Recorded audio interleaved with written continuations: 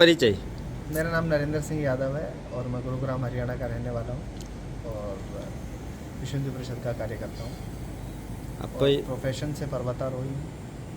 मैंने 7 महाद्वीपों की सबसे ऊंची चोटियाँ चढ़ 24 विश्व रिकॉर्ड कायम किए हैं और मैं अभी चारों दिशाओं को दौड़ के राम जन्मभूमि से जोड़ रहा हूँ।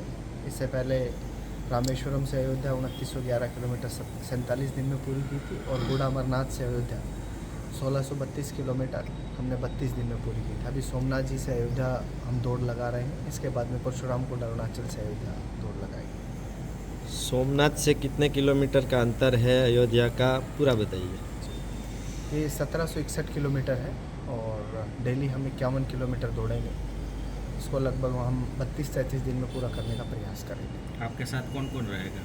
मेरे साथ में क्रू में 4-5 लोग हैं, जिसमें एक ड्राइवर है, एक कैमरा में है बंदा, एक फिजियोथेरेपिस्ट है, एक पूरी मैनेजमेंट देखेगा भाई सबसे समन्वय के लिए वो है, और अपने स्वास्थ्य विभाग की तरफ से एक एम्बुलेंस, डॉक्टर और स्वास्थ्य और सुरक्षा की जो है चीज़ें। रन फॉर राम का मकसद क्या है आपका? रन फॉर राम का एक सीधा जिसको हम कह सकते हैं कि हम इसलिए कर रहे हैं, जिसको बोलते हैं शीर्षक, कि राम जी के लिए एक दौड़ है कि हम राम जी को, मर्यादा पुरुषोत्तम प्रभु श्री राम को हम कैसे समझ सकते हैं। युवा उनको समझ नहीं पाए। सिर्फ राम जी भगवान होने के साथ साथ में उनके अंदर खूबियाँ क्या क्या थी, उन्होंने भगवान होते हुए भी एक साधारण जीवन जिया।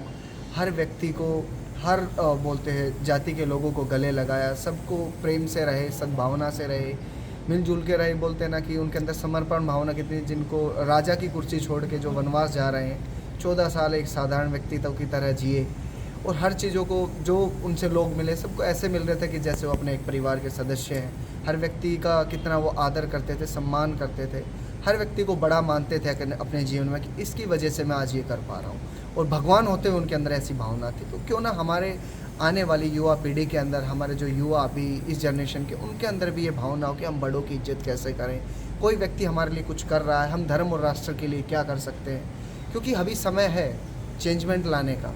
आए दिन तीसरे दिन कुछ ना कुछ हो रहा है, तो हमारे युवाओं के अंदर आज चेंजमेंट नहीं आएगा तो हमारा धर्म और राष्ट्र दोनों ही पिछड़ते हुए चले जाएंगे। क्योंकि जब तक युवा नहीं जागेगा तो लीड कौन करेगा, और लीड नहीं करेंगे तो फिर ऑब्वियस सी बात है कि ये चीज़ें रिपीट पे रिपीट होती रहेंगी। आपके भारत के पूरे कोनों में से आपने जो यात्रा शुरू की, आज सोमनाथ से आपने की, उसका उद्देश्य क्या है और लोगों को क्या कहेगी इसके बारे में? ये चारों दिशाओं से जो दौड़ने का उद्देश्य है वो एक ही है कि ये यात्रा प्रभु श्री राम जी के चरणों में समर्पित है, राम जन्मभूमि तीर्थ क्षेत्र को समर्पित है। और समर्पण के समय पे जो लोगों ने अपना 1 रुपये से लेकर 1 करोड़ रुपए तक का समर्पण किया, बिंग ए खिलाड़ी होने के नाते मैंने सोचा कि मैं अपनी जो मेहनत है, जो चारों दिशाओं को दौड़ के मैं राम जन्मभूमि से जोड़ूंगा, ये जो मेहनत होगी प्रभु श्री राम जी को समर्पित है। आपको पहली बार ये प्रेरणा कहाँ से मिली और इसका उद्देश्य क्या है? ये प्रेरणा एक्चुअल में मैंने बताया कि आपको, जब निधि समर्पण अभियान चल रहा था तब मेरे अंदर ऐसी भावना आई, और इसका उद्देश्य वही है कि जो युवा है वो समझे कि प्रभु श्री राम भगवान होने के साथ साथ में एक, बोलते हैं ना कि अच्छे मित्र भी थे, एक अच्छे पिता भी थे, एक अच्छे दोस्त भी थे, एक अच्छे राजा भी थे। उनके अंदर वो सारी खूबियाँ थी जो आज के युवाओं को समझने की आवश्यकता है। यादव जी, आखिरी सवाल। जी, अभी जो हमारे देश में जो युवा पीढ़ी है और नशे की तरफ बढ़ रही है, उनको क्या कहेंगे आप, और देश के लिए क्या करना चाहिए युवा पीढ़ी को? अभी आप देख रहे होंगे कि नशा इतना ज़्यादा हावी हो रहा है हमारे समाज के अंदर, और कई लोग कहते हैं कि इसके संस्कारों में दिक्कत है। एक्चुअल में संस्कारों में दिक्कत नहीं, वो सही लोगों से जुड़े हुए नहीं हैं। मैं आज इसलिए ये सब कर पा रहा हूँ, इसलिए ऐसा सोच पा रहा हूँ कि मैं बोलते हैं ना कि 2008 से मैं संघ में आया, राष्ट्रीय स्वयंसेवक संघ से जुड़ा। उस दिन से ही स्वयंसेवक होने के नाते मेरे अंदर मेरे से जुड़े हुए लोगों ने जो मुझे सिखाया, जो समझाया, उसके फलस्वरूप आज मैं कर पा रहा हूँ। तो कहीं ना कहीं जो हमारी युवा पीढ़ी है आज उन सब इन्वायरमेंट से हटी हुई है। तो मैं अपने सभी युवाओं से ये निवेदन करता हूँ, वो हमारे किसी भी आयाम से जुड़े। जिसका मन है कि मुझे तो राष्ट्र सेवा करनी है, तो भी हमारी विंग में आ सकता है। कोई खिलाड़ी है वो हमारे उससे क्रीड़ा भारती से जुड़ सकता है। कोई विद्यार्थी है तो विद्यार्थी परिषद से जुड़ सकता है, चाहे तो विश्व हिंदू परिषद से जुड़ सकता है, बजरंग दल से जुड़ सकता है, गौ सेवा का कार्य कर सकता है।